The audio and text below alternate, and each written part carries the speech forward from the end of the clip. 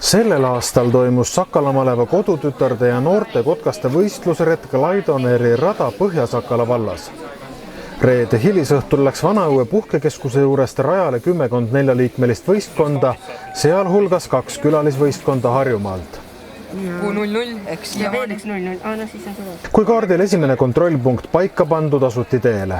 Jalgsi, varjatult, läbi metsa üle soo ning varjudes vastutegevuse eest tuli noortel ühtekokku läbida 150 kilomeetrit ning 10 kontrollpunktis lahendada ülesandeid.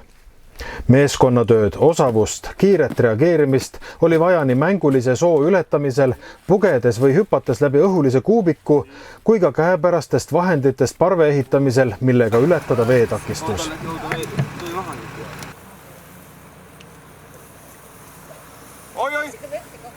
Ja ikka läksid püksid, noh.